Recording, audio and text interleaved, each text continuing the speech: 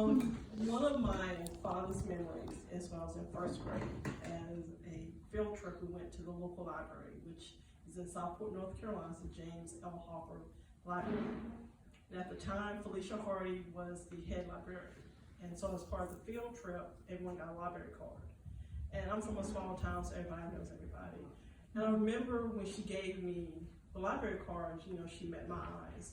And I felt that I was receiving permission to explore beyond my walls, beyond the walls of my home, beyond the walls of the little small, literally 5-room library. And my birthday is in September, and so for my birthday, I got a bicycle. And one of the few places I could go without a parent or without an adult was the library. And so every day during the summer, I would ride my bike to the library, and any book that I want to get off the shelf, I could get. So I started with the kids section. And then I moved up to the adult section. Now, this is over a course of years, and no matter what book I put in front of Felicia Hardy, she stamped it. I could take it home. So she allowed me to read Stephen King, Anne Rice, Jackie Collins, books that no one that did not have a driver's license who was riding into the library on a bicycle should have been able to check out, but she let me check out those books. And I think that gave me permission to consider what is life like beyond Southport, North Carolina.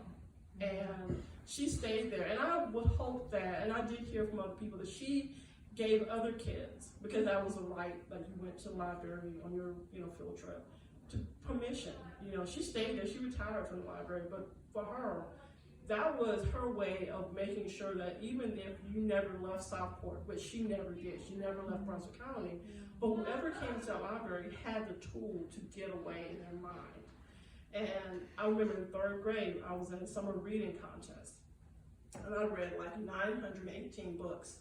I came in 3rd place. So I'm talking like I would go and read books, and Felicia basically, no, for myself, but for other people, how many books you could put on that calendar is how many books you took home.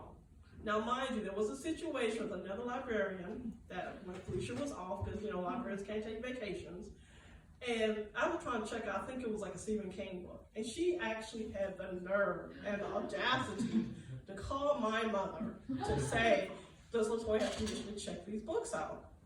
Now, my mother, God bless her, she's transcended. She was like, why are you calling my house? Have you not seen what my child's been checking out before this? This is lightweight. She was checking out like Carrie, Christine, all the scenes, Cujo, if it was, and with my Stephen King, it went home with me on my little bicycle. But she trusted me. And I think to the fact of librarians, they trust the students. Sometimes, unfortunately, they trust the students more than their parents trust them. They trust students to check out books that they need. Yeah, the title, the covers are cute, but I think librarians, to your point, they know more than sometimes the parents know. They know what the child needs. So sometimes maybe the child may come to the counter with 4 books. Maybe there's a special book because the child comes in. The librarian may suggest, or you like Beverly Cleary, well, you read Judy Blume. You've read, Tiger Eyes. Maybe this is time for you to expand and read the adult books. Maybe you're ready for Denny or Wifey. She recognized that, yeah, you read Blubber. Maybe it's time for you to read something else. Because books allow children, librarians empower children to find their answers in books. Sometimes you can't ask your parents a question. Librarians know sometimes the answer the child needs is in a book, and they can recommend what book to read. So I do give thanks to Felicia Hardy, because I really feel in all of my bones, sinews, muscles, everything, if it had not been for Felicia Hardy, I would not be sitting here. I would not be the author of books. I would not be president of an organization of performers and creators. So I would not have met Marla, who is my fraternity brother, sister, non-binary,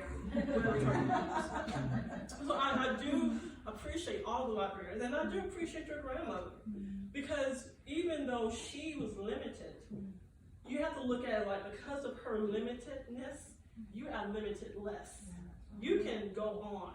And even with your grief spot, where are you now? You're sitting here. You are are empowering, you are enabling other authors. So I think we have to embrace the fact that librarians do much more than show up and stand behind a counter and stamp books. And now we're in this new technology age, they watch you check out books, but they make sure you know what book to check out. So that's my librarian skill. Thank you all.